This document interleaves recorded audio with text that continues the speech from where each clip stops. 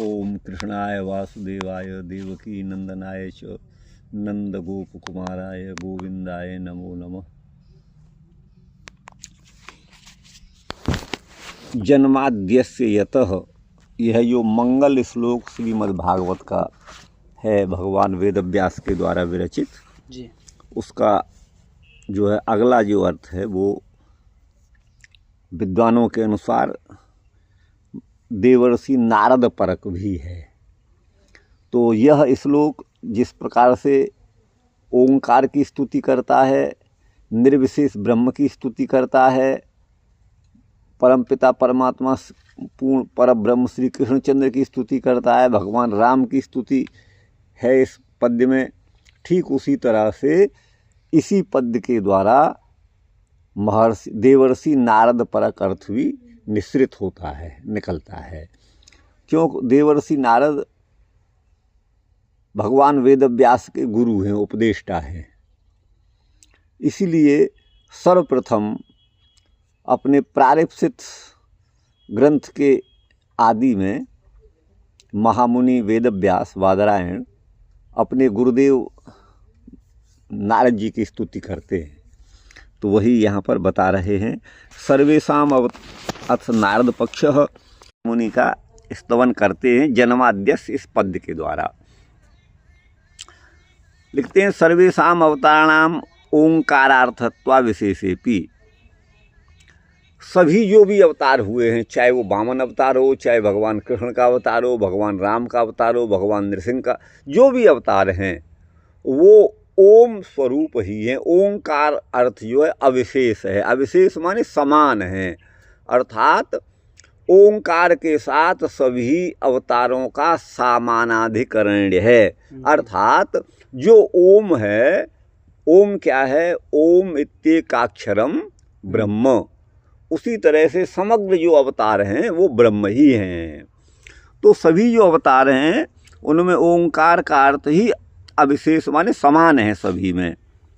उसमें कोई छोटा बड़ा ये कल्पना करना अनुचित है। इसलिए प्रथमम माने पहले जो व्यास भगवान हैं, निजोपदेष्टित्वात् नारदम ध्यायति, स्वयं को उपदेश देने वाले जो नारद मुनि हैं उनका ध्यान करते हैं जन्माद्यस्य के द्वारा। तो इस पद्य में कहा गया है, हाँ जो है, हाँ वो है, क्या कहा गया है? वयम तम नारदम हृदय माने मनसा धीमई अर्थात ध्यायेम।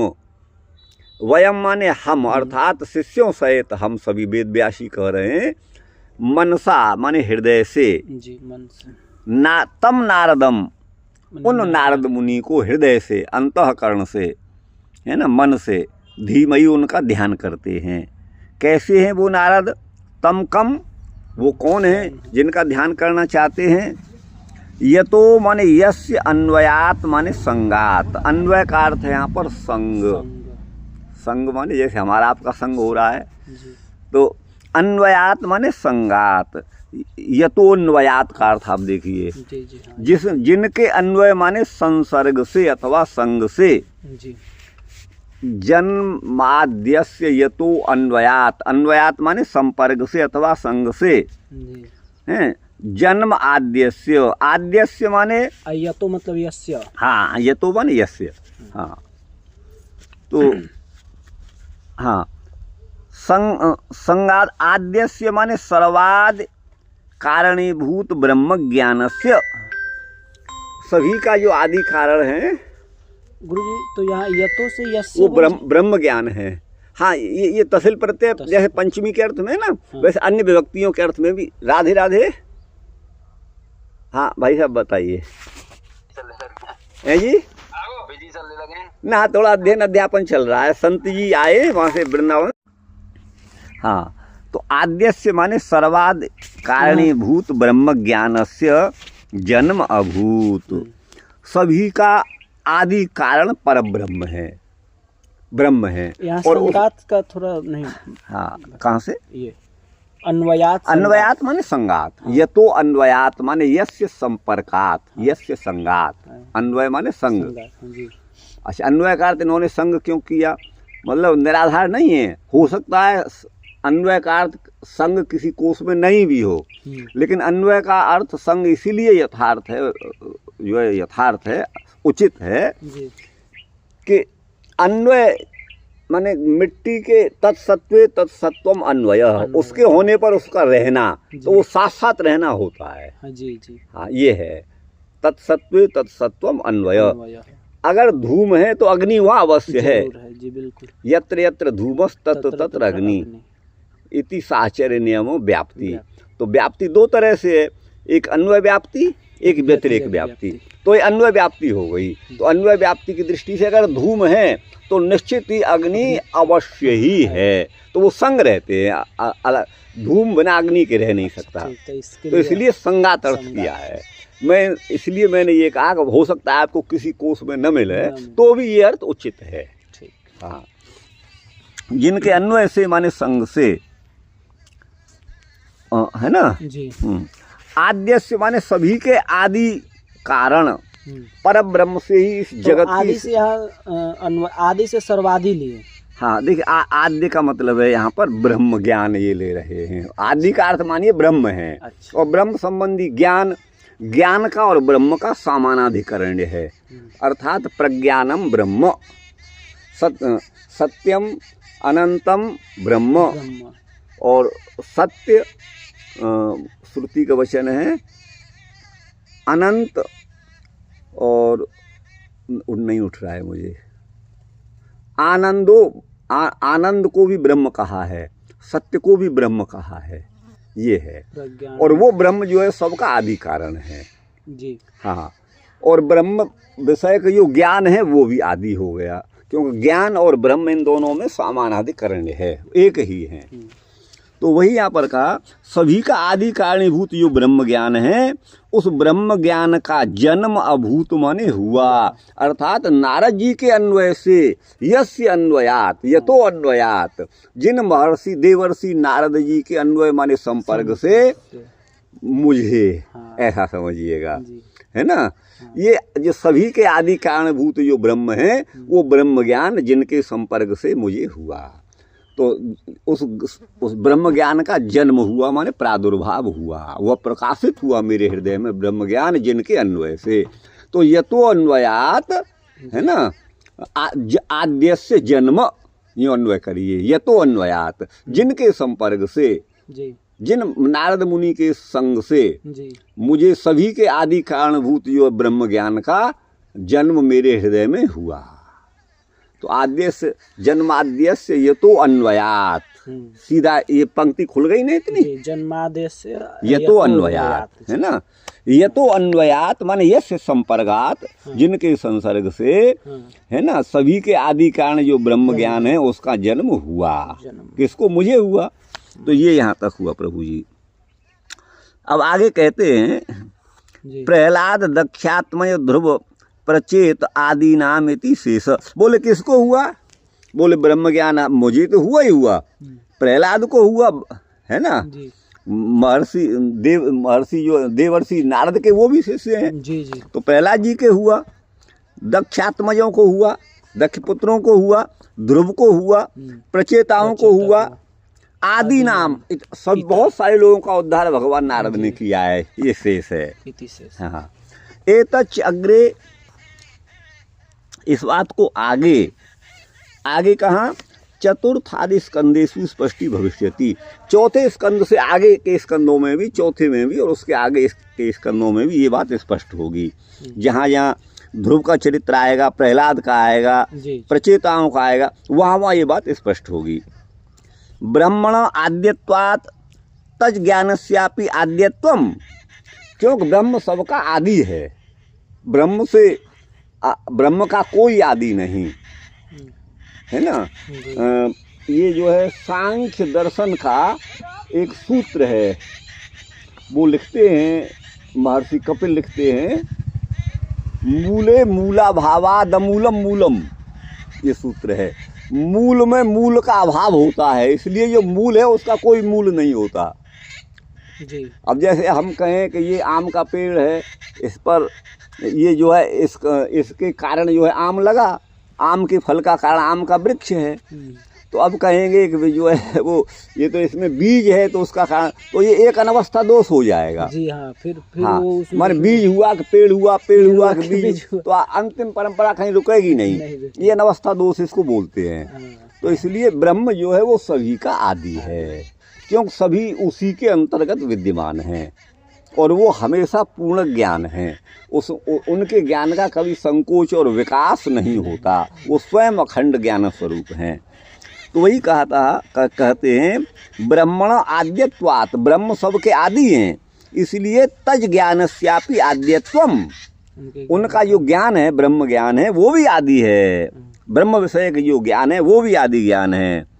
तो ज्ञान ज्ञेयोर भेद औपचारिक एव है ना, जी न परमार्थ, ज्ञान और ज्ञेय, जी ज्ञान जिसके द्वारा हम किसी को जाने, हाँ, ज्ञान जो है करण साधन है।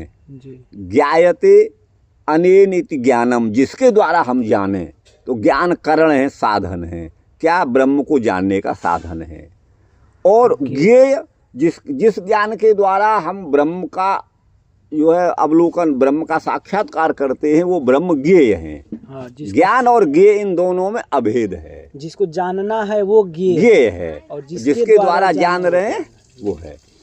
तो अब देखिए ज्ञान और ज्ञेय में जो भेद है वो औपचारिक एवं, वो औपचारिक है माने वास्तविक नहीं है, औपचारिक माने अवास्तविक है। अच्छा, हाँ, औपचारिक ज्ञान, उसके ज्ञान में कोई भेद नहीं। हाँ, जो ज्ञान है वही तो मैंने अभी कहा था ना, जो ज्ञान है वही प्रज्ञानम ब्रह्म, प्रज्ञानम ब्रह्म, जो ज्ञान है वही ब्रह्म है। सत्यम अनंतम है ना, सत्यम अनंतम ब्रह्म, पूरा नहीं उठ रहा अभी भी, सत्यम ज्ञानम अनंतम ब्रह्म, ये पद है। हाँ, ये ब्रह्म सत्य है, ज्ञान है, अनंत है।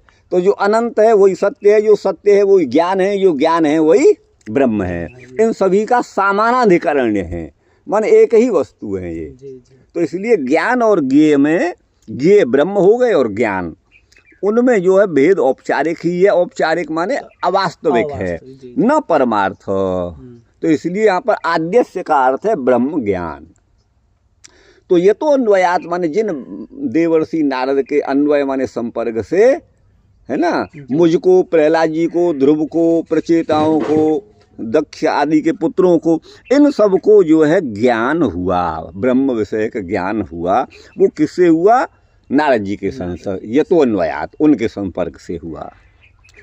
किंच यो नारदो अर्थेषु इंद्रियार्थेषु इतरतः चार्थेषु अभिज्ञ। नारद कैसे हैं? वो अर्थ माने इंद्रियार्थ, इंद्रियार्थ क्या है?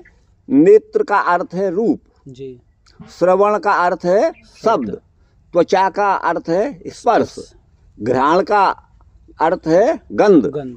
ठीक समझ गए ना? जी जी। और एक इंद्रिय कौन रह गई? ये वाक, ये रसना कहेंगे उसे। देखिए ये इसमें 2 in 1 है। ये एक जीव, इसमें जीव बोलते हैं ना, इसमें 2 इंद्रिय हैं। ये ज्ञानेंद्रिय भी है, कर्मेंद्रिय भी है। जब ये रस का अनुभव करेगी तब इसका नाम होगा रसना जी, और जब ये किसी वस्तु का स्वाद चखेगी तब इसका नाम होगा जिह्वा, भी कह सकते हैं इसको, जिह्वा कहेंगे। नहीं, मैं उल्टा तो नहीं कहेगा। जब ये बोलेगी तो ये कर्मेंद्रिय है, वाग इंद्रिय इसको कहा जाएगा। क्या कहा जाएगा? वाक इंद्रिय। इसका जो है वो शब्द है, विषय शब्द निकलेगा। और जब ये रस का अनुभव करेगी तो ये रसना इसका नाम होगा। बोलती है तो इसका नाम जिह्वा है, और रस चखती है तो इसका नाम रसना है। रसना जो है वो ज्ञानेंद्रिय है जी, और जो जिह्वा है वो कर्मेंद्रिय है।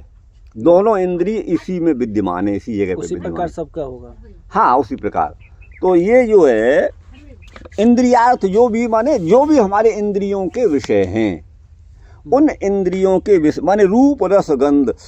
जीव को आसक्ति होती है किसी के रूप में होती है, जिह्वा के विषय जो हैं वो भोजन आदि हैं उनमें होती है, और 5 ज्ञानेंद्रियां 5 कर्मेंद्रियों के अलग अलग हैं, विषय हैं। तो ज्ञानेंद्रियों के साथ कर्मेंद्रियों को भी ले लीजिए। तो उन इंद्रियों के जो भोग्य विषय हैं वो इंद्रियार्थ हो गए। वही अर्थेषु माने इंद्रियार्थेषु, जी जी जो इंद्रियों के विषय हैं उनमें, उनके विषय में नारद जी कैसे इतरतः, इतरतः, इता इण गतौ हाँ त प्रत्यय, जी। इतः माने गतः, हाँ इता माने गता, गता रति आसक्ति यस्य सह तथा भूत इतरतः। मैंने इन सब आसक्तियों से अर्थात जो इंद्रियों के भोग्य विषय हैं, जी इंद्रियों के द्वारा जिन रूप रस आदि का भोग किया जाता है उनमें उनकी रति बिल्कुल नहीं है, उनकी रति समाप्त हो गई है। आसक्ति इतरतः चली गई है। इत इण गतौ, जी इत माने समाप्त हो गई है रति जिनकी, उनकी कोई आसक्ति नहीं है। तो वही है अर्थेषु इतरतः, वही करेंगे अर्थ यहाँ पर देखिएगा। इता माने दूरीभूता रतिर् यस्य स इतरतः, इता माने दूरीभूत, दूर चली, दूर दूर कोई संबंध नहीं है इंद्रियार्थों से, है ना, उनकी रति समाप्त हो गई है, ऐसे नारद मुनि इतरतः हैं। ये नारद जी का विशेषण है। किस विषय में इतरत हैं? तो बोले अर्थेषु, अर्थेषु माने इंद्रियार्थेषु, इंद्रियार्थेषु जी वो इंद्रियों के विषय में इतरत हैं। यहाँ तक तो अच्छा, ये कैसे?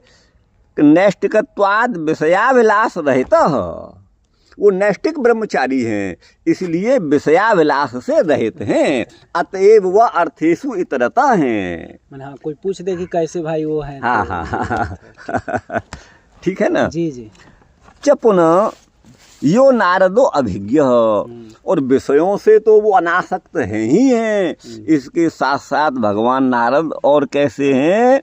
तो बोले अभिज्ञ, अभिज्ञ, अभिज्ञ माने सब कुछ जानने वाले हैं, ब्रह्मज्ञ हैं। अभिज्ञ अभिज्ञ कहते हैं योग्य कुशल व्यक्ति को, और भिज्ञ, अभिज्ञ उसी को कहेंगे। भिज्ञ भिज्ञ नहीं, भी तो अभी उपसर्ग है, हाँ भी कोई उपसर्ग नहीं है ना, जी हाँ अनभिज्ञ कहेंगे फिर तो उसे। अनभिज्ञ कहेंगे जी हाँ अभिज्ञ वो नए समास होकर के उसे अनभिज्ञ ये होगा। तो यो नारदो अभिज्ञ, अर्थात न विभेति अन्यतः, है ना, जी। इत्यभि या अभि, अब यहाँ कहेंगे अभिज्ञ। तो अभी, अभी देखिए ये क्या कहना चाहते हैं मैं समझ गया। अभी का या अभी को अलग करिए, ज्ञ को अलग करिए।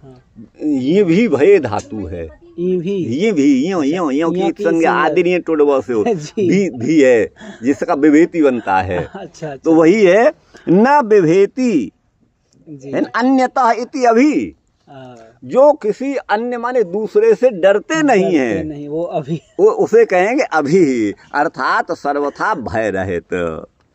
ठीक है ना जी। अच्छा, और वो अभी कौन है? कृष्ण है। वो किसी से नहीं डरते। वो तो जब 6 दिन के उनका प्रादुर्भाव था तो वहाँ पर पूतना आ गई, और जीवन भर बचपन में राक्षसों का ही वो कहीं डरना तो है नहीं है। तो अभी कौन है? कृष्ण है। तो बोले अभी का अर्थ कृष्ण क्यों किया भाई?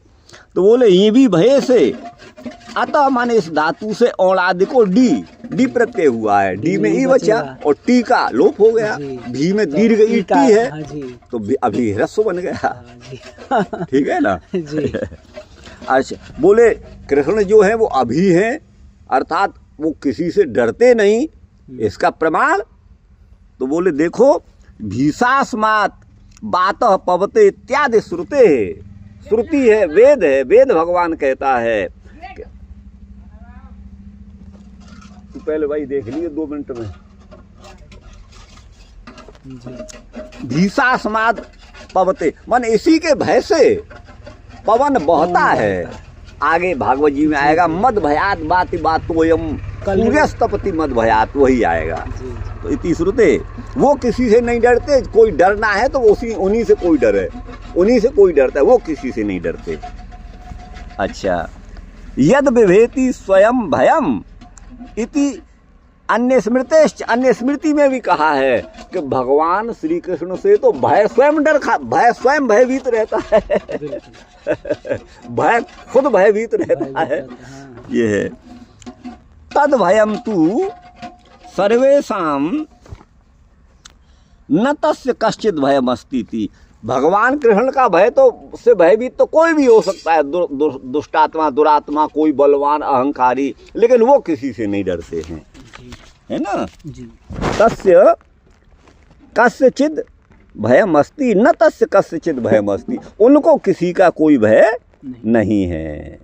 तो भगवान अभी अभी माने कृष्ण, और अभिज्ञ अभिम कृष्णम, हरिम अभिम, जी हाँ, अभिम कृष्णम तम, तम माने अभिम, अभी मैंने हाँ कृष्ण, कृष्ण, उन अभी को जो जानाति इति ज्ञ, हाँ, है ना, जी जी, ज्ञा धातु है ना, हाँ, और ड प्रत्यय हो जाएगा, ज्ञायन और डह, तो अभिज्ञ अर्थात अभी माने कृष्ण को जो ज्ञ माने जानता है वो अभिज्ञ है। तो कृष्ण को कौन जानते हैं? नारद जानते हैं, आगे बता दिए प्रहलाद आदि सब जानते हैं।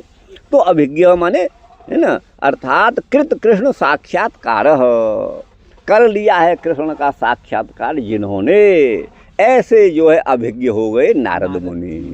बात आ गई प्रभु समझ में? जी जी समझ। तो जन्माद्य से यतो अन्वयात माने जिनके संग से, है ना, आद्य से माने ब्रह्म ज्ञान का जन्म माने प्रादुर्भाव हुआ, किसको? मुझे भी और प्रहलाद आदि को भी। और वो हमारे मुनि जो नारद गुरुदेव हैं वो ऐसे वैसे नहीं, विषय वासनाओं से तो सर्वथा इतरतः हैं, अर्थेषु इतरतः, एक विषय नहीं, सभी विषय जो रूपादिक हैं उन सबसे इतरतः, उनकी कोई दूर का संबंध नहीं है, कोई इतरतः, और वो कृष्ण है ना, को, और वो अभिज्ञ, क्यों? अभी माने श्री कृष्ण को, वो ज्ञ माने जानते हैं, अभिज्ञ। आप देखिए कितना आनंद का आनंद का विषय है। अच्छा आगे है, आहूत एवं मे शीघ्रम दर्शनायाति चेतस इति तदुक्ते, उनकी उक्ति है, आहूत एवं मे शीघ्रम दर्शनायाति चेतसी, मेरे हृदय में भगवान साक्षात्कार तुरंत आके विराजमान हो जाते हैं, मानो इनको पहले से बुलाया गया हो, वो तुरंत उपस्थित हो जाते हैं अपने भक्त के हृदय में। आहूत एवं मे शीघ्रम दर्शनायाति चेतस, ठीक है ना, जी चेतस, दर्शनम याति चेतसी है ना, मेरे हृदय में उनका दर्शन होता है, मान लो उनको पुकारा गया है, आहूत माने पुकारा गया है, बुलाया गया है। इति तदुक्ते, ऐसा उनका उक्ति माने वचन है, किस पुराण का ये इसमें नहीं दिया है। जब यो नारद स्वराट, ये स्वराट माने नारद जी, तो बोले स्वराट माने नारद जी कैसे हो गए? स्वराट तो इंद्र का पर्यायवाची है, है ना, और स्व आठ, स्व माने स्वर्ग को, आठ माने गया, है ना लेकिन यहाँ ट हलंत है, इतना है ना, तो इसलिए आठ वो गया हुआ, ये अर्थ तो नहीं लेंगे। तो स्वराट तो इंद्र आदि का वाचक है, ब्रह्म का भी वाचक है स्वराट, स्वेनैव राजते, इसलिए स्वराट। ब्रह्म अपनी महिमा में स्वयं विराजमान है, उनको अपनी सत्ता के लिए किसी दूसरे की अपेक्षा नहीं, हमको तो सूर्य की अपेक्षा, चंद्रमा की अपेक्षा, भोजन की अपेक्षा, जल की अपेक्षा, शीत उष्ण से बचाने के लिए वस्त्रों की, मकान की, सब अपेक्षा ही हमको, बिना अपेक्षा के हमारा जीवन है ही नहीं है। लेकिन भगवान तो स्वेनैव राजते इति स्वराट, उनको किसी की कोई अपेक्षा, किसी के ऊपर वो निर्भर नहीं है। तो आज जो है भोग नहीं लगाया भक्त ने तो मैं भूखा मर जाऊं, ऐसा है ही नहीं ये है, तो वही है स्वराट। तो स्वराट लिखते हैं स्वरम, स्वरूपम ब्रह्म अटति जानाति इति स्वराट। अच्छा देखिए, स्वर अट, अटकार अटा अर्थ धातु गति अर्थ में है, और ये धातु गत्यर्था ते ज्ञानार्थ कापि भवंती, ये आपने सुना है कि नहीं? सुन लीजिए, जितने भी सैकड़ों धातु, कम से कम 200-300 से ज़्यादा धातु हैं जो गति अर्थ में, तो जो धातु गत्यर्थक है वो ज्ञानार्थक भी हैं, ये ध्यान दीजिएगा पक्का। तो जो धातु गत्यर्थक हैं वो ज्ञानार्थक हैं, इसलिए अवगम माने बोध, बोध, हाँ आप देखते होंगे ना, अवगम माने बोध, ज्ञान, हाँ। तो जो धातु, जब गम, अब उपसर्ग है, गमद्री गतौ से बना है अवगम, तो अवगम माने बोध, और निगम वेद को कहते हैं, शास्त्र को आगम कहते हैं, ये सब गम धातु से हैं। तो जो गत्यर्थक हैं वो ज्ञानार्थक भी हैं। तो स्वरम है ना, माने अर्थात यहाँ पर वही कहते हैं, स्वरम माने स्वरूप जो ब्रह्म है, उस ब्रह्म को अटति माने जानाति इति स्वराट, जो स्वरूप पर ब्रह्म है उनको जो जानते हैं, ठीक है ना गुरु भाई? वो स्वराट हैं, ठीक है ना? जी जी। तो यहाँ पर क्या चुप प्रत्यय होकर के लोप हो गया है, तो ट हलंत है, सु का लोप हो गया हलंग आदि। तो भगवान जो नारद मुनि हैं वो स्वराट हैं, अर्थात स्वर ब्रह्म का उनको संपूर्ण ज्ञान है। अपनी वीणा में वो सारे स्वरों को निकालते हैं, शास्त्रीय संगीत। जी जी। तो स्वराट हैं। विशेष तो अभ्यस्त संगीत शास्त्रत्वात् तस्य, हाँ तस्य माने वो जो नारद मुनि हैं वो संगीत शास्त्र का विशेष रूप से अध्ययन किए हुए हैं। जी बिल्कुल। हाँ, तस्य कोई अक्षर मिटा हुआ, हाँ मिट गया है जी। वो संगीत शास्त्र के समग्र रूप से अभिज्ञ हैं। वही कहते हैं अटगतौ गत्यर्थानाम ज्ञानार्थतामपि, ज्ञानार्थतापि वही मैं कह रहा जी था। जी, हाँ। जो धातु गत्यर्थक हैं वो ज्ञानार्थक भी हैं। ज्ञान गमन प्राप्ति भेदेन गतिपदस्य अर्थत्रय परत्वात्। और जो गतिपद है ना वो जी। 3 अर्थों का वाचक है, ज्ञान ज्ञान गमन और प्राप्ति। जी। ये है, तीनों का जो है ये प्राप्ति बोधक में है। जैसे प्राप्ति, प्राप्ति जैसे हमने किसी को प्राप्त कर लिया, तो उसको कर मैंने उसको अधिगम कर लिया, वो अधिगम हो गया माने प्राप्त हो गया, ठीक। वो मुझे अधिगम हो गया, अधिगृहित हो गया, प्राप्त हो गया। तो तीनों अर्थ इसके होते हैं। जी। ज्ञान गमन प्राप्ति भेदेन गति पदस्य, माने गति पद का मतलब है गम धातु, गम धातु का। ये अर्थ त्रय परत्वात्, 3 अर्थ की वाचक है। अच्छा, स्वर। स्वरस्य ब्रह्म धातु, बोले आपने स्वर को स्वराट, स्वरम माने ब्रह्म है ना, अटति माने जानाति कर दिया। ये तो मान लिया भाई अट धातु गत्यर्थक होने से ज्ञानार्थक भी है, तो जो अटकार्थ जानने वाले, लेकिन स्वर का अर्थ आपने ब्रह्म कहाँ से कर दिया? हाँ। अब ये प्रश्न है। तो कहते हैं स्वरस्य ब्रह्म धातु स्वर ब्रह्म विभूषिताम, वो स्वर ब्रह्म विभूषिताम, स्वर को यहाँ ब्रह्म बताया है इस श्लोक में। स्वरस्य ब्रह्म धातु स्वर ब्रह्म विभूषिताम, ये भागवत जी में संभवतः आया या किसी शास्त्र में है। भगवान नारद की जो वीणा है, महर्षि देवर्षि नारद की जो वीणा है वो स्वर ब्रह्म से विभूषित है। अच्छा। तो इस श्लोक में स्वर को ब्रह्म बताया है, इसलिए स्वराट, स्वरम माने ब्रह्म, स्वर माने ब्रह्म को। तो वही यहाँ पर कहा है स्वरस्य ब्रह्म धातु स्वर ब्रह्म विभूषिताम, ये जो है पुराण वचन है। स्वर ब्रह्मणि निर्भात ऋषिकेश पदाम्बुजे, दूसरा उदाहरण दे रहे हैं। स्वर का अर्थ ब्रह्म है, अर्थात स्वर ब्रह्म में ब्रह्मणि है ना, जी निर्भात जी। ऋषिकेश पदाम्बुजे, ऋषिकेश माने भगवान गोविंद के, भगवान नारायण के जी है ना, पदाम्बुज माने चरण कमल में है ना, जी। जो निर्भात माने जो सुशोभित हो रहे हैं। अब पूरा श्लोक होता तो यहाँ पूरा अर्थ खुलता, किस प्रसंग में है जी। ये है। तो यहाँ पर भी इस श्लोक में भी स्वर ब्रह्मणि निर्भात ऋषिकेश पदाम्बुजे, यहाँ भी स्वर को ब्रह्म बताया है। जी। इत्याद्युक्तेर बक्षमाणत्वात्, इसको भागवत जी में ही कहेंगे आगे, श्रीमद् भागवत। बक्षमाण का मतलब आगे कहेंगे।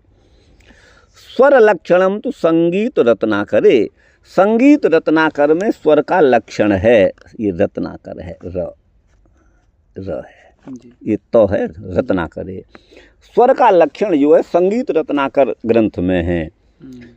श्रुत्यनंतर भावीय स्निग्धो नो रणनात्मकः स्वरो रंजयति श्रोतु चित्तम सस्वर उच्यते।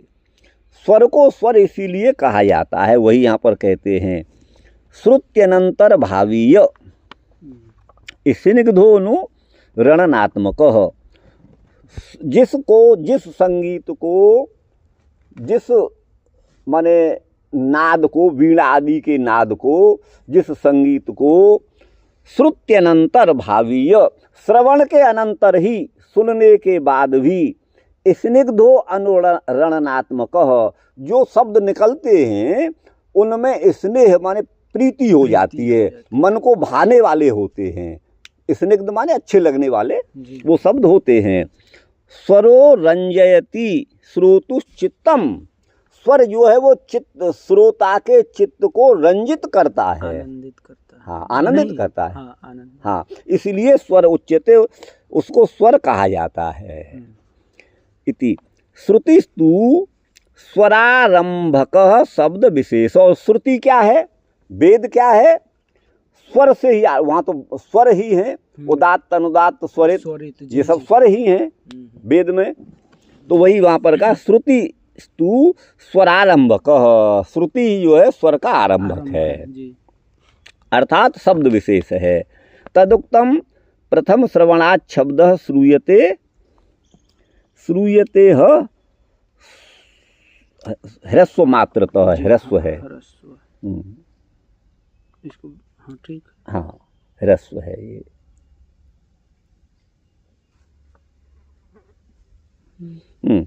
तो ये है प्रथम श्रवणात् शब्द श्रूयते ह्रस्व मात्र। तो पहले कोई जो हम शब्द सुनेंगे ना तो वो पहले ह्रस्व शब्द का ही, जब हम बोलना शुरू करेंगे तो वो एक मात्रा का शब्द ही हमको सुनाई दे जाता है, स्वर। अच्छा, सा श्रुति संपरिज्ञेया, उस श्रुति को, वह श्रुति परिज्ञेय है, जानने के योग्य है। परि माने पूर्ण रूप से जानने के योग्य है। किंच श्रुतिभ्यस्तु स्वरा षड्ज ऋषभ गांधार मध्यमा, जी हाँ, पंचमो दैवतश्चाथ निषाद इति सप्तते। 7 स्वरों का नाम है, 7 स्वरों का नाम है। देखिए, श्रुतिभ्यस्तु स्वरा, जिनको सुना जाए तो वो स्वर हैं यहाँ पर। षड्ज ऋषभ गांधार मध्यम, 5वां दैवत और निषाद। ये 7 स्वरों का नाम है। हाँ, ये नाम हो गए। स का है षड्ज, रे का स, रे का ऋषभ, ग का गंधा, स म को यहाँ पे लिखे ना, म से कोई नाम होगा। मध्यम, हाँ मध्यम, और सारे ग में प को यहाँ पर क्या बोलते हैं, पंचम, सारे ग प ध दैवत और नी से निषाद। हाँ, निषाद ये है, वही है सारे गामा वाला, ये बिल्कुल ना तो लिखवाए थे। हाँ, वही है। एसाम स्वरूपम विस्तर भिया इह नोक्तम, इनका विस्तार से इनका स्वरूप हम लक्षण नहीं कर रहे हैं क्योंकि विस्तार हो जाएगा। यत्र यस्मिन् नारदे त्रयाणाम भक्ति ज्ञान वैराग्याणाम सर्ग निश्चय अमृषा माने सत्य, यत्र त्रिसर्गो मृषा उसका कर रहे हैं, है ना। यत्र त्रिसर्गो मृषा, यत्र माने जिन भगवान, जिन मुनि देवर्षि नारद के विषय में क्या है, तो त्रयाणाम माने भक्ति ज्ञान वैराग्याणाम, भक्ति और ज्ञान तथा वैराग्य का सर्ग माने निश्चय, सर्ग का अर्थ निश्चय पहले भी किया है। इन तीनों का निश्चय जिनके जीवन में है, मृषा नहीं अमृषा, यत्र त्रिसर्गो अमृषा, यहाँ पर खंडाकार पूर्व रूप हो गया आकार का। तो ये जो है जिनके जीवन में भक्ति ज्ञान और वैराग्य वास्तविक रूप से है, दिखावटी रूप से नहीं, लोगों को ठगने के लिए नहीं, ये भाव है। अमृषा माने सत्य है, यत्र त्रिसर्गो मृषा। अच्छा, ये न करतलीकृत अमलकवत भक्ते, भक्ति को का साक्षात्कार उनको हस्तामलकवत है। जैसे हाथ में रखा हुआ आंवला है ना, उसका हम देखते हैं कितना वजन है, ये कैसा है, उसका पूर्ण रूप से हमें ज्ञान होता है। तो हस्तामलकवत उनको जो भक्ति का साक्षात्कार है। तो करतलीकृत आमलकवत भक्ते परमात्मनि अनुराग रूपाय, है ना जी, अज्ञानस्य जीव, है ना, वही है। करतलीकृत आमलकवत भक्ते परमात्मनि अनुराग रूपाय अज्ञानस्य जीव ब्रह्मणो रैक्य रूपस्य वैराग्यस्य च ब्रह्मलोक भोगा रुचि रूपस्य च स्वरूपम निश्चितम। कैसे है कि परमात्मा में उनका अनुराग है, ठीक है ना जी। तो भक्ति उनके लिए करतलवर स्थित है, और परमात्मा माने परमात्मा में अनुराग है, उनका अनुराग रूपाय, ठीक है ना जी। और आगे कहते हैं अनुराग रूपाय, हाँ ये रूपाय से रूपा, अनुराग रूप है माने प्रेम रूप है। अच्छा। प्रेम रूप है। आगे देखता हूँ क्या इसका विच्छेद होगा। करतलीकृत आमलकवत भक्ते है, अर्थात जिन्होंने भक्ति का साक्षात्कार हस्तामलकवत किया है, ये है।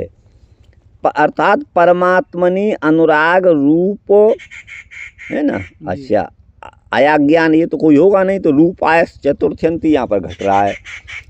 और अज्ञानस्य जीव ब्रह्मणो ऐक्य रूपस्य, जो अज्ञान है वो उसमें पड़ा हुआ जीव है जी।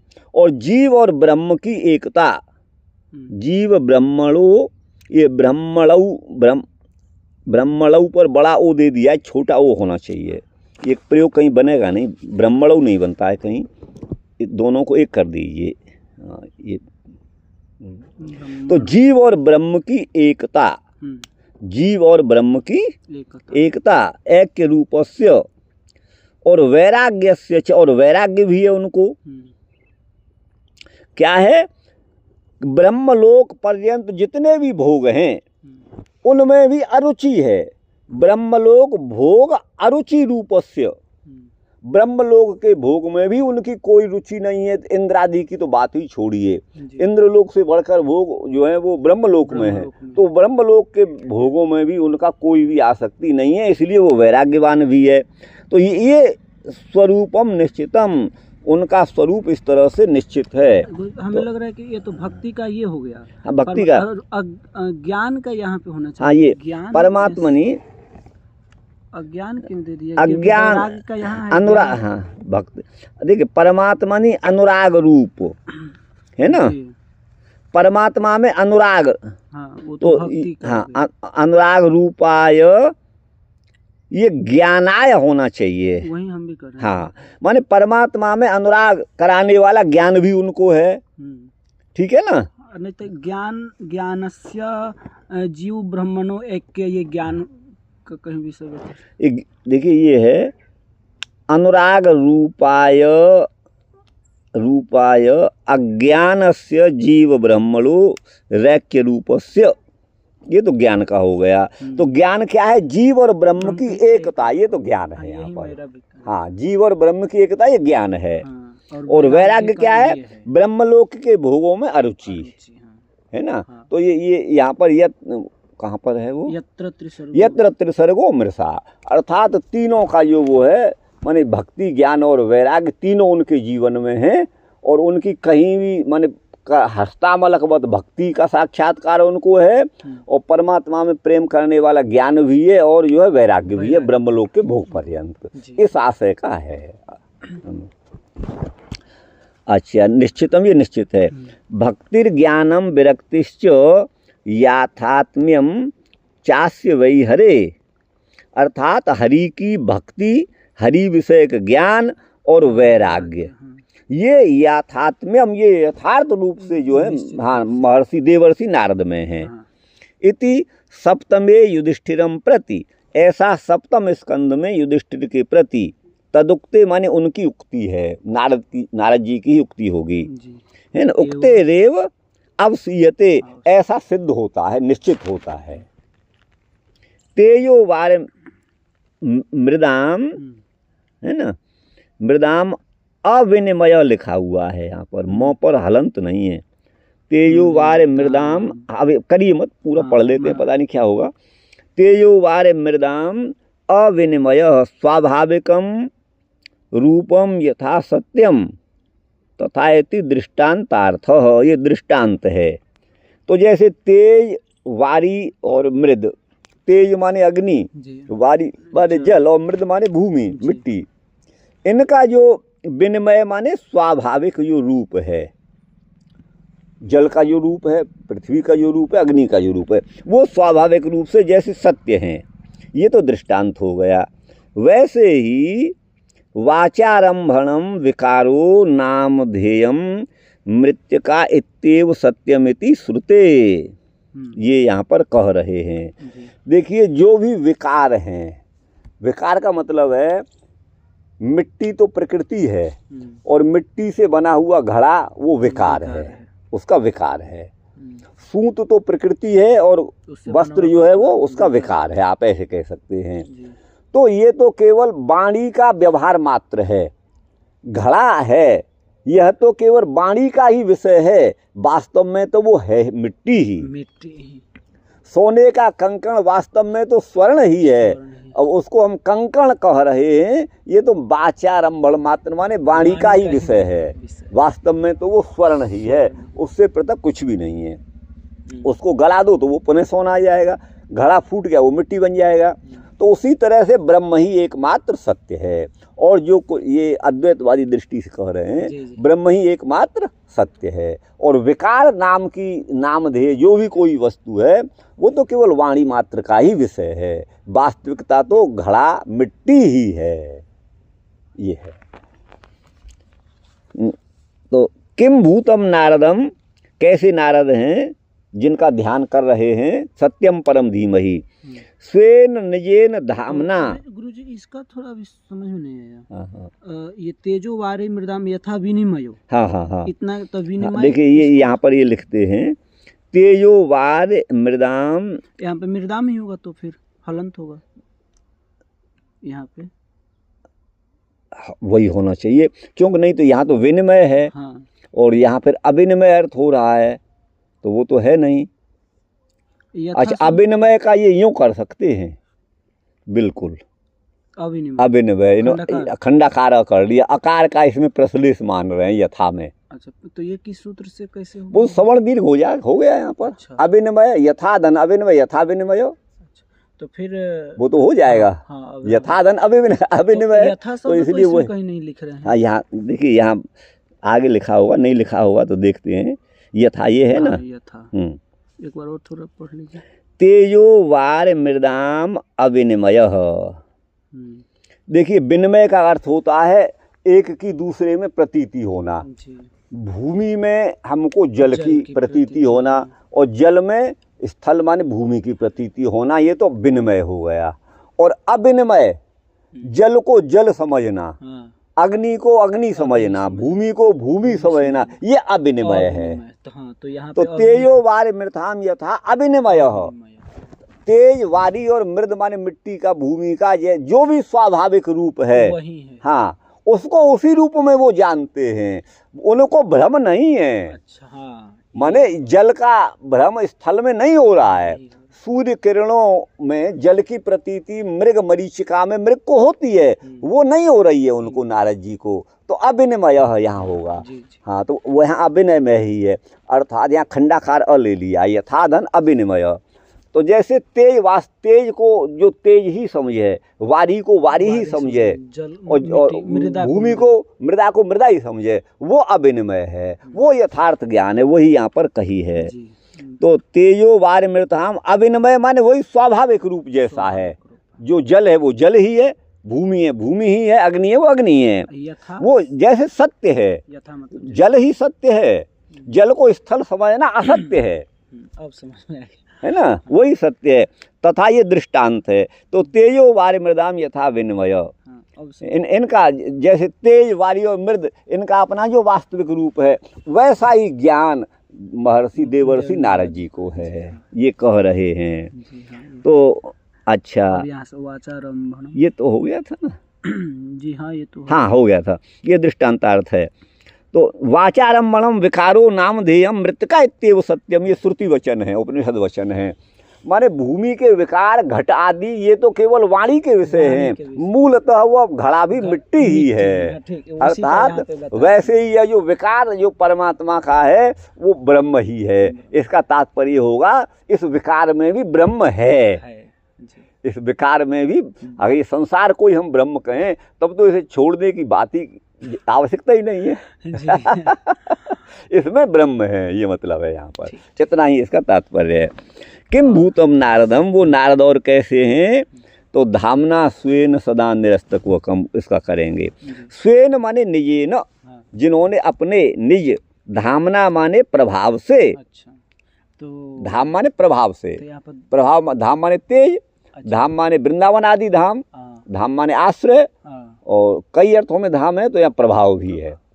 जिन्होंने अपने प्रभाव से परम सर्वोत्कृष्टम परम पालकम वेति पिपर्ति पालयति ज्ञानोपदेशेन संसारात, है ना, क्षत्य ज्ञानी क्या लिखा हुआ है समझ में नहीं आ रहा है। चित्ते ज्ञानीति परस परह तम मिति निरुक्ते इति निरुक्ते है। जी तो परस्तमिति निरुक्ते है। प्री पालन पूर्णयो अप्रत्यय। प्री धातु पालन और पूर्ण पूर्ति के अर्थ में से अप्रत्यय होकर के बना है। तो वो है यहाँ पर धामना स्वेन सदा निरस्त कुहकम सत्यम। इस निरस्त को हुक्म का आगे बता रहे हैं। हाँ, इसको चलो आगे देखेंगे। ये भी धामना स्वेन हाँ, सदा हाँ, का हाँ। ही चल रहा है।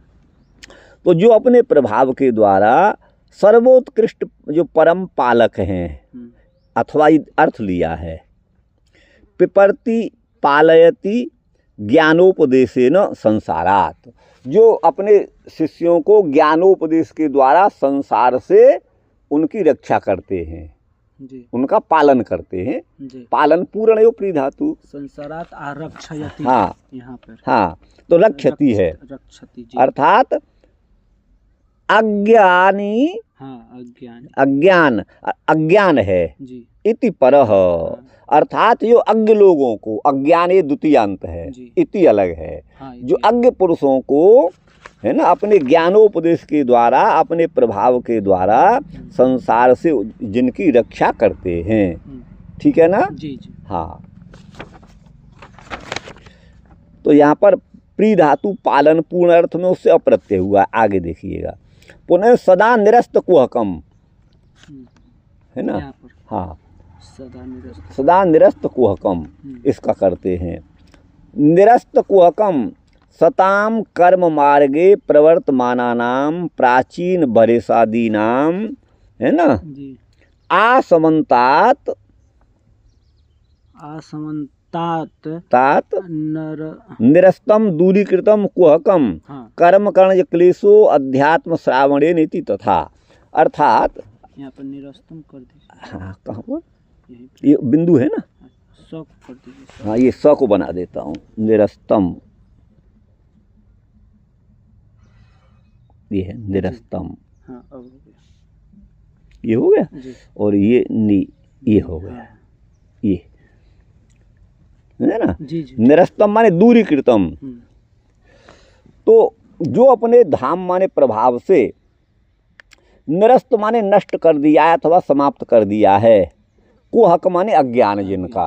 अर्थात सताम कर्म मार्गे प्रवर्तमानानाम, जो सत्पुरुष हैं है ना, जी। जो कर्म मार्ग में प्रवृत्त हैं, जैसे प्राचीन बरही इत्यादि, प्राचीन बरेसादी नाम आसवंतात निरस्तम दूरीकृतम। यहाँ पे प्राचीन बरेसादी नाम, बरही मतलब प्राचीन बरही राजा का नाम है। अच्छा, नारद जी को उपदेश दिया उन्होंने। तो आदि पद से पहला ध्रुव प्रचेता सब ले लीजिएगा। उन सब के अज्ञान को जिन्होंने निरस्त माने दूर कर दिया है।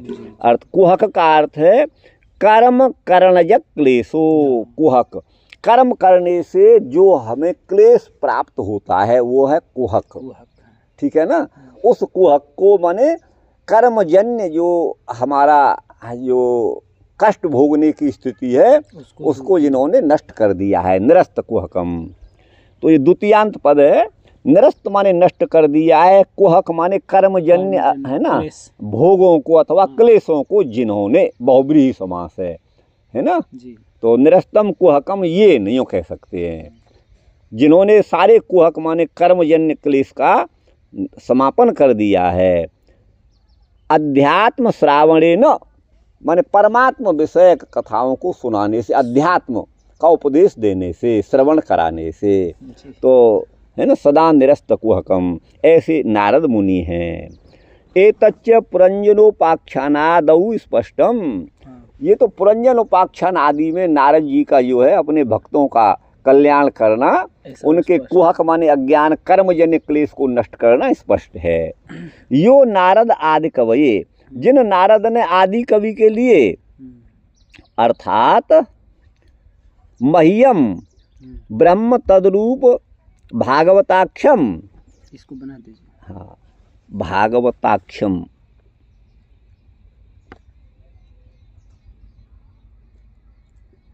भागवताख्यम ये भागवताख्यम, जी हाँ ठीक है ना। जी। ये तद्रूप है और गड़बड़ हो जाएगा, ये द है, आप दिख रहा है तो ये र है इसमें, तद्रूप तद्रूप। तो वही कह रहे जो नारद, जिन नारद ने आदि कवि के लिए, आदि कवि का अर्थ करते हैं मह्यम माने वेद व्यास, ये मह्यम पर ये होगा, मह्यम आदि कवि अर्थात मुझ व्यास जी के लिए। हाँ जी। ब्रह्म है ना, अर्थात ब्रह्म रूप जो भागवताख्य पुराण है, भागवताख्य माने नामक जो पुराण है, उसको तेने माने प्रकाशितवान तनु विस्तारे, माने ब्रह्म रूप जो भागवत पुराण है उसका उपदेश, उसको प्रकाशित नारद जी ने मेरे लिए किया। तो आदि कवि का मतलब मुझ जो है वेद व्यास के लिए, जिन्होंने ब्रह्म ज्ञान का, ब्रह्म ज्ञान रूपी श्रीमद् भागवत शास्त्र का उपदेश दिया। ठीक है ना। जी जी। तेने ब्रह्म, तेने माने प्रकाशित किया या विस्तार से समझाया, ठीक है ना। जी जी। हाँ, तो आगे आप देखिए प्रभु जी, इदम भागवतम नाम पुराणम ब्रह्म सम्मितम, ये पुराण जो है वो ब्रह्म सम्मित है। ब्रह्म सम्मित माने ब्रह्ममय है, ब्रह्म से, ब्रह्म भाव से युक्त है, ब्रह्म से ओतप्रोत है, अर्थात ब्रह्म स्वरूप है। ये भी भागवत जी का ही वचन है, पुराणम ब्रह्म सम्मितम। अच्छा। तो ये भागवत जो पुराण है वो ब्रह्म स्वरूप ही है। तो तेने ब्रह्म, ब्रह्म माने ब्रह्म ज्ञान रूप भागवत का, जिन्होंने तेने माने प्रकाशन किया है ना मेरे लिए। आदि कवि माने मेरे लिए, ये मतलब है। इति तदुक्ते यदि अस्मिन् भागवते सूरयो विद्वांसोपि तात्पर्यावधारणाय है ना असमर्थ, देखिए असमर्था होना चाहिए, असमर्था होना चाहिए, इसमें असमर्था ही होगा। और तात्पर्यावधारणा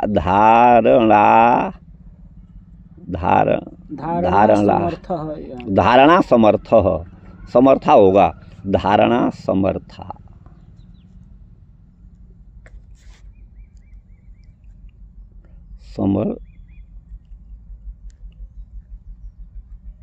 समर्था माँ को भी बना दी ठीक से,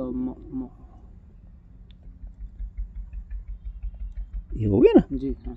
ये हो गया, क्योंकि मुह्यंती सूर्य अर्थात जिस भागवत में सूर्य माने विद्वज्जन भी इस भागवत जी के तात्पर्य का अवधारण माने निश्चय करने में असमर्थ होते हैं, अतएव मुह्यंती, वो भी मोहित हो जाते हैं, व्याकुल हो जाते हैं, वो समझ नहीं पाते क्या इसका रहस्य है।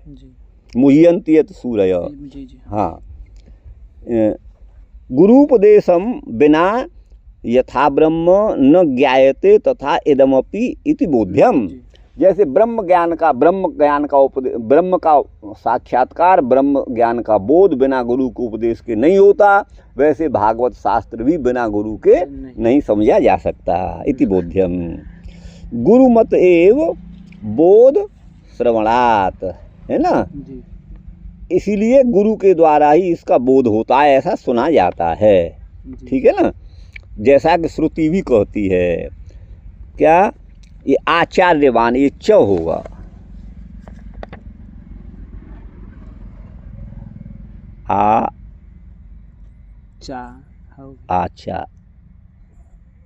आचार्य च हो, इस च समझ लीजिए। आचार्यवान पुरुष ही वेद माने जानता है, अर्थात आचार्य माने गुरु, माने पाणिनीय तंत्र में आचार्य शब्द गुरु का ही वाचक है।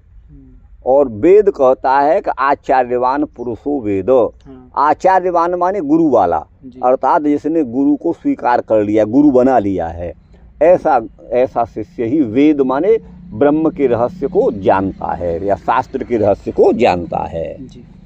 कीदृशम भागवतम, कैसा है वो भागवत, तो बोले सत्यम, वो सत्य स्वरूप है। बोले सत्य स्वरूप भागवत को आपने कैसे मान लिया, है ना। तो बोले ब्रह्म जैसे सत्य स्वरूप है, सत्यम ज्ञानम अनंतम ब्रह्म, भागवत भी सत्य रूप है। तो सत्य स्वरूप ब्रह्म से यह अभिन्न है, अभिन्न होने से भागवत जो है सत्य स्वरूप है।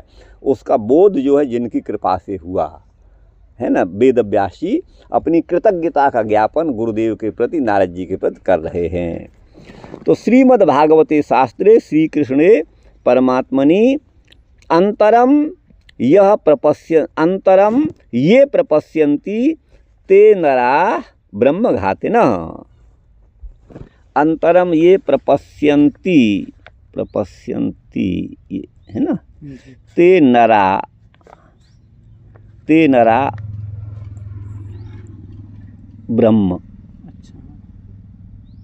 ब्रह्मघातिनः। वो ब्रह्मघाती, ब्रह्म हत्या का दोष उनको लगता है। किनको लगता है दोष? श्रीमद् भागवत शास्त्र में और कृष्णे परमात्मनि, परमात्मा श्री कृष्ण में ये अंतरम प्रपश्यन्ति, जो भेद देखते हैं, ते नरा ब्रह्मघातिनः। ठीक है ना। बोले ये कहाँ का वचन है? तो बोले पद्म पुराण का।